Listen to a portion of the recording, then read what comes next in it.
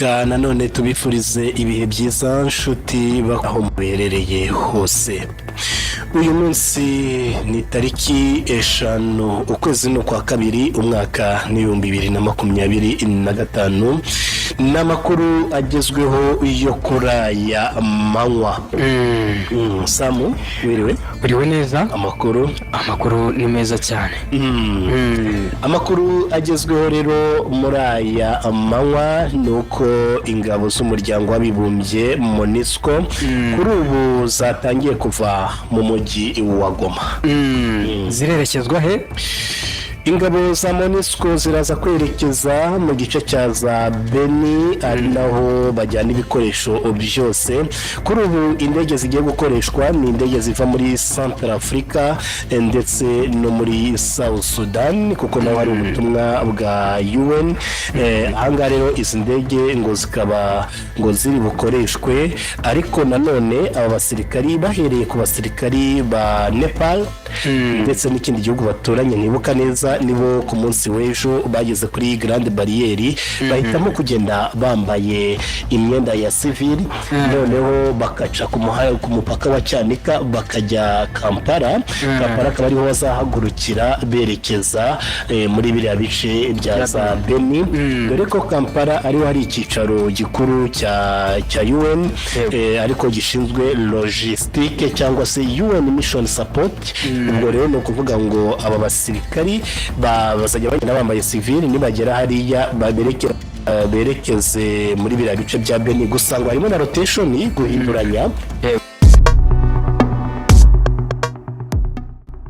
Reka nongere mbasuhuza aho muherereye hose, ndetse abari mu Rwanda n'abari hanze y'u Rwanda abasha kumva ururimi rw'ikinyarwanda ndetse n'ikirundi, aho ndabasuhuje cyane. Ndizere ko Imana ibampera imigisha n'amahoro ndetse no kubaho neza no kuramuka.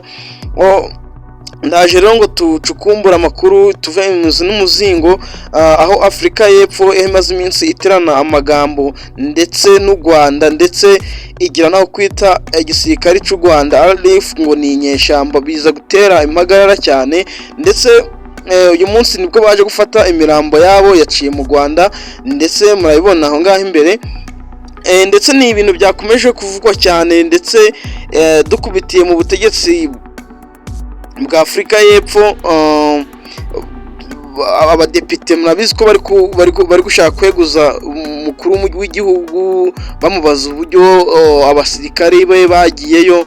Ndetse si nibyo gusa, tundaje dukubitire ndetse no muri Kongo urugamba rukomeje kwambikana, aho M23 iherutse gutangaza ko, ndetse sinakera ni uyu munsi yatangaje yuko abasirikari ba Kongo ndetse bafatanyije na Burundi bari kurasa abaturage cyane, ndetse harimo abantu bahunze mu gihe bamanikaga amaboko igoma, ndetse ngo harimo bahunganye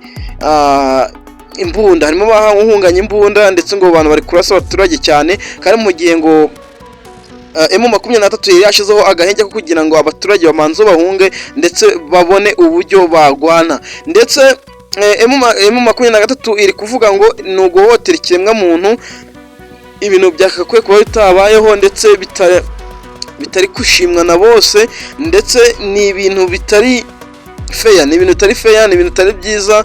Ndetse aho muherereye hose mukomeza musengere ziranzira kayingane ziri kuzira ubusa, ni ikibazo. Ndaje rero tubicukumbure, reka nze tubicukumbure ubundi bwo tumenye mbese ibintu bizagarukira. Ese wowe urabona bizagarukira? Ngiye wumva ni Jean Desire cyangwa se Jean Desire Info channel, ubumva ni Niyo Bonheur Comedy. Kanda subscribe kugira n'ibintu byose bigiye kugeraho, aba comedy ndetse n'ibyegeranyo byiza cyane, ndetse n'amakuru masha. Ndaje tuyacukumbure.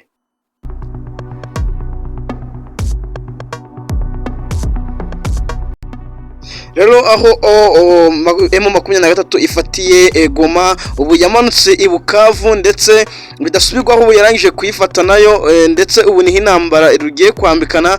Ndetse Kisekedi mu marira menshi, ndetse abantu benshi bari kumunenga bakavuga ati nta buyoborere, nta bikorwa bizima. Kisekedi, ibihugu byinshi abantu benshi bavuga ngo Afrika y'Epfo ni igihugu ngo cyashatse kubona inyungu ku muryango cyangwa se ni inyungu gusa, ahubwo badashaka kugarura amahoro muri Repubulika Demokarasi ya Kongo. Ndetse ibyo bintu byakomeje kuvugishwa abantu benshi, byakomeje gutuma abantu benshi baterana amagambo. Ni ibintu byinshi byakomeje kugenda bivugwa, ndetse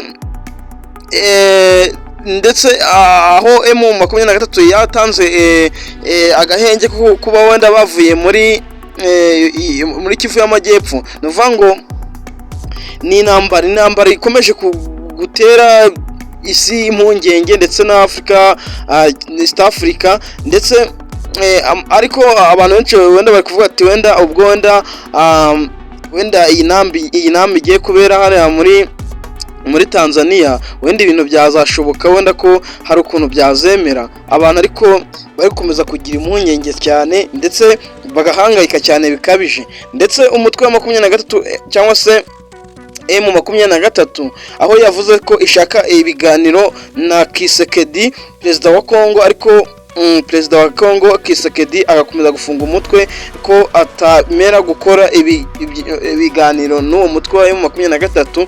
Ndetse abantu benshi se bakibaza ese ibi bintu bizarangira ute, ibintu bitafite aho birangirira. Ndetse ni ikibazo cyakomeje guhangayikisha cyane, ndetse aho kugeza Donald Trump yahagaritse inkunga yahaga Afrika y'Epfo, byo murabizi.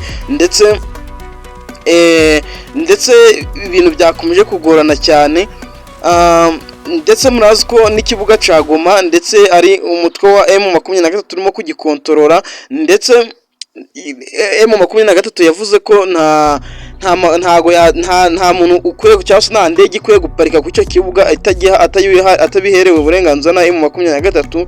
Ndetse iyo kampani yaba ari yose, ndetse iyo sosiyete ko yaba ari yose, ni ukuvuga ngo M23. Ndetse byakomeje gufata indi ntera aho mu Burundi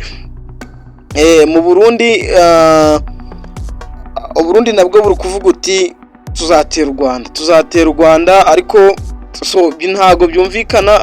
Abantu bavuga ati se ibintu byarangira uti, murazi ko Union nayo yohereje abasirikari, ibyo ngibyo murabizi. Ni ukuvuga ngo rero ibyo ngibyo rero ni ibintu bikomeza guhangayikisha isi, ndetse ni ibintu bikomeza kujagaraza abantu. Ndetse ni ukuvuga ngo abenshi bavuga u Rwanda nirwo ruri kubigiramo uruhare, abandi bati ntabwo u Rwanda nyamara ariko bakagwe kugwitwaza gusa. Ariko ibintu byakomeje gufata indi ntera, n'ubu ngubu kugira ngo izera mirambo bacisha no mu Rwanda. Ndetse ni ibintu byabanje kuba intambara. Ni ukuvuga ngo Afrika y'Epfo ndetse n'u Rwanda ni ibintu bitari gucana uwaka, ni ukuvuga ngo perezida wa Afurika y'Epfo wagira ngo yatekereje u Rwanda, wagira ngo sinzi ikintu kitakiba. Ni ukuvuga ngo ibintu byafashe indi ntera, byarenze ndetse no kwifata indi ntera, byageze ku rundi rwego. Ni ukuvuga ngo ariko ntabwo abantu bahema kuvuga ko u Rwanda rurimo gufasha umutwe wa M23. Ibyo ngibyo ni ibintu abantu bari gukomeza kugenda bafosinga bavuga gusa, ariko ntawamenya. Gusa kadutegereza turebe. Gusa njyewe ndakomeza ncukumbura amakuru, noneho amakuru agezweho, kugira ngo abantu ngo wowe ugeze kuri yica n'ubwa mbere ntugende udakanda subscribe bwose, kugira ngo ibintu by'ibyegeranyo cyangwa se ibiganiro bijye bikugeraho aho wicariye ufungwa n'akazogera. Ndetse n'ikindi ikindi kintu kirimo kuvugwa cyane niko iyi nama igiye kubera muri Tanzania, izayogwa na Kimuswa Hassan, ndetse umuperezida wa Tanzania. Ni ukuvuga ngo abantu batangiye kuvuga ko na Kisekedi atazayijyamo, bivuze ko atari ibintu biri fair. Gusa ndabashimira cyane mwabanye nanjye kugeza ku ntangiriro kugeza ku musozo. Ndabashimire cyane, murakoze.